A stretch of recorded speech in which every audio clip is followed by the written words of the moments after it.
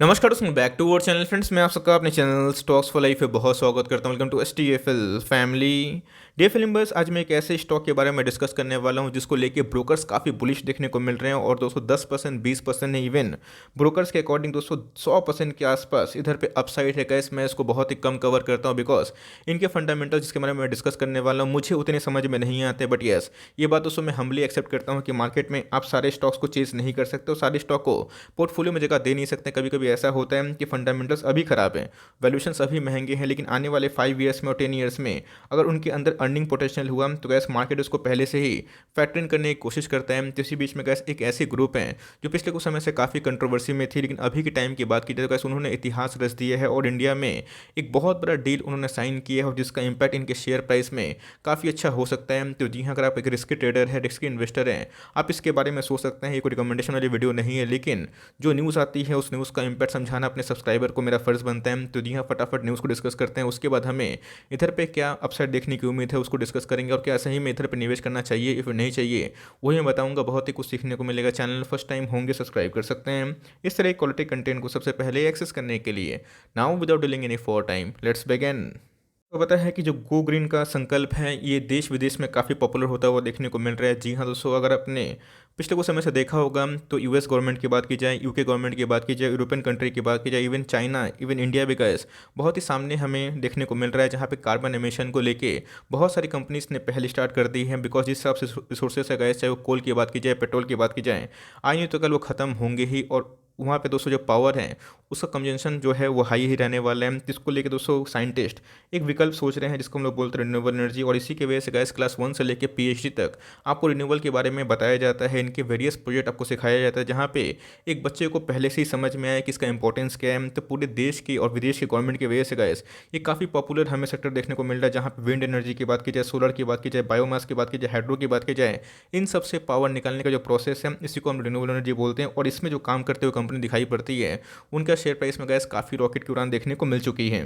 से छोटे से एग्जांपल के तौर पे यहाँ पे गैस मैं टाटा पावर के बारे में डिस्कस नहीं कर रहा हूँ, मैं बस एक उदाहरण दे रहा हूँ। पिछले कुछ समय से आपने देखा होगा कि टाटा पावर में ऐसा कोई बड़ी रैली हमें देखने को नहीं मिल रही थी, लेकिन उसके बाद अचानक से क्या हुआ कि टाटा पावर ने बहुत जगह पे मेगा कॉन्ट्रैक्ट्स की और जहाँ पे रिन्यूएबल फ्रंट में उनकी दावेदारी पेश हुई और जिसकी वजह से अगर आप देखें टाटा पावर अपने बेस प्राइस से 5-6 गुना भाग चुकी है। फंडामेंटल्स भी गैस पिछले कुछ समय से ठीक ठाक हमें देखने को मिल रहा है और इसी की वजह से मार्केट को ये अनुमान है कि रिन्यूएबल सोर्स ऑफ एनर्जी में ये कंपनी अच्छा कर सकती है, इसलिए गैस इसको पहले से ही वैल्यू हमें देखने को मिल रही है। तो यही रीज़न है गैस की पावर में एक अच्छी खासी तेज़ी हमें देखने को मिल रही है। तो गैस टाटा पावर को छोड़ के एक और भी पावर वाली ग्रुप है जिसको लॉन्ग टर्म में बहुत बेनिफिट मिलने के चांसेस दिखाई पड़ जाते हैं। बहुत लोग इसके बारे में पूछते भी है। इसका नाम है अडानी ग्रीन लिमिटेड। जी हाँ दोस्तों, अगर आपने पिछले कुछ समय से नोटिस किया होगा ये बहुत ज़्यादा विवादित स्टॉक हमें देखने को मिलता था। बिकॉज यहाँ पे कैसे को पता है कि मिस जो दलाल है सुचिता दलाल, उनके ट्वीट के बाद पूरे अडानी के शेयर्स में काफ़ी गिरावट हमें देखने को मिल रही थी। बट वैसे ही गैस हमें एक रिकवरी देखने को मिल रही है। तो जी हाँ, 2019 से ही इनकी लिस्टिंग हमें देखने को मिल रही है। अगर आप देखें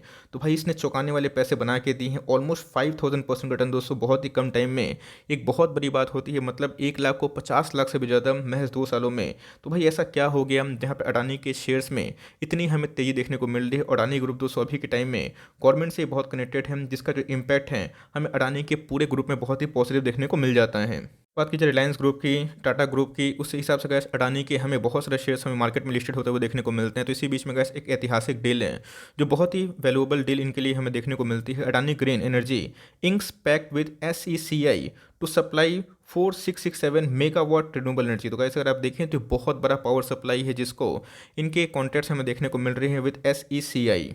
तो देख सकते हैं कि इंडिया की लार्जेस्ट जो कंपनी है रिन्यूएबल एनर्जी में, इसका नाम हमें अडानी ग्रीन देखने को मिलता है, has inked a pact with the state run solar energy corporation of India to supply 4667 megawatt of energy. This is the world's largest ever green power purchase agreement PPA।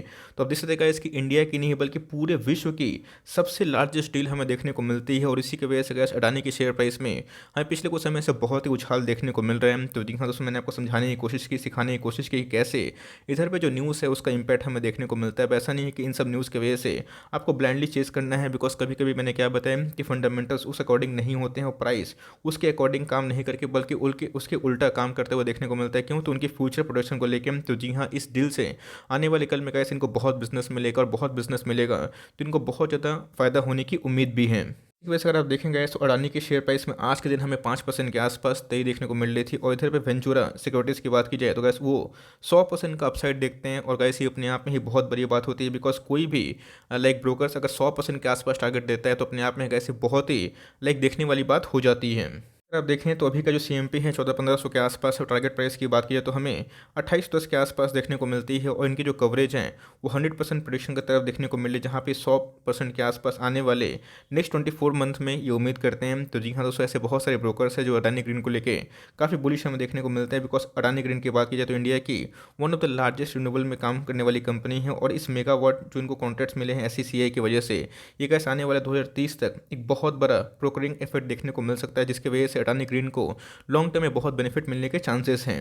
Adani green कोई छोटी मोटी company नहीं है, but मैं इधर पे कोई recommendation नहीं कर रहा हूँ, बिकॉज मैंने क्या बताया गया इसकी मुझे कोई कंपनी के जब फंडामेंटल्स के साथ साथ प्राइस समझ में नहीं आते हैं तो कभी कभी ऐसा होता है कुछ कुछ बॉल्स को छोड़ दिया जाता है। सब बॉल्स में आपको छक्के चौके मारने की ज़रूरत नहीं होती। कभी कभी ऐसा होता है कि आप चुपचाप कोई बॉल को स्किप भी करें, बट जो न्यूज़ थी उस न्यूज़ का मैं इम्पैक्ट समझाने की कोशिश किया, बिकॉज बहुत लोगों के पास ये शेयर है भी और बहुत लोग उसको ट्रैक भी करते हैं। तो जी हाँ, अगर मार्केट कैप देखें 2.5 लाख करोड़ के आसपास की मार्केट कैप है। स्टॉक अगर आप देखें तो वही 1400 के आसपास भाव निकल के आ रहा है। स्टॉक का दोस्तों अगर आप पी देखें 700 के ऊपर निकल के आएगा, तो इनके अर्निंग्स के अकॉर्डिंग इनके प्राइस बहुत ज़्यादा भाग चुके हैं, और एक साल में 2 सालों में गैस कंपनी का शेयर प्राइस 50 गुना भाग चुका है। आरओसी की बात की जाए तो ओके ओके टाइप है 10% के आसपास, आरओई की बात की जाए 16% के आसपास, और कंपनी का फेस वैल्यू हमें 10 दिखाई पड़ जाता है। हमें ये बात समझने की आवश्यकता है, ये सब जो प्लांट होते हैं, ये सब जो प्रोजेक्ट होते हैं कोई छोटी मोटी लाइक प्रोजेक्ट नहीं होता। आपको पता है कि CDSL, IRCTC, NSDL इन सब को चलाने के लिए बहुत ही कम पूंजी की आवश्यकता होती है, बिकॉज ये सब स्मार्ट वर्क करते हैं। लेकिन ये सब लाइक चाहे वो हाइड्रो पावर प्लांट की बात की जाए या फिर ग्रीन पावर प्लांट की बात की जाए, तो इन सब में बहुत बड़ी पूंजी की आवश्यकता होती है, जिसकी वजह से मैक्सिमम जो पावर वाले स्टॉक्स होते हैं वो लॉस मेकिंग ही होते हैं, या फिर उनके ऊपर बहुत ही कर्जा का बोझ हमें देखने को मिलता है। ऑल दो इनके अंदर काफ़ी अगर आप देखें तो सेल्स में इंक्रीमेंट हमें देखने को मिल रहा है 1500 करोड़ से, अगर आप देखें 3-4 सालों में ही डबल होता हुआ देखने को मिल रहा है। बट उसके बावजूद अगर आप देखें तो प्रॉफिट में ऐसा कोई बड़ा उछाल देखने को नहीं मिल रहा है। प्रॉफिट जो पहले लॉस में थे, अभी के टाइम की बात की जाए तो ये सो वो इनकन्सिस्टेंट है, लेकिन मार्केट का ऐसा अनुमान है कि इस मेगा डील की वजह से इनके लॉन्ग टर्म में प्रॉफिटेबिलिटी बहुत ही हाई हो सकती है। अगर फंडामेंटल देखें रिजर्व, तो जी हाँ दोस्तों आपको नेगेटिव में देखने को मिलेंगे, और कंपनी के बोरोइंग्स पे ध्यान दें 43,000 करोड़ के आसपास बोरोइंग्स हैं। तो जी हाँ, अगर आपको बैलेंस शीट पढ़ना आता है, आपको अच्छे से जानकारी है, आपको समझ में आ जाएगा कि बैलेंस शीट अपना दिमाग नहीं है, और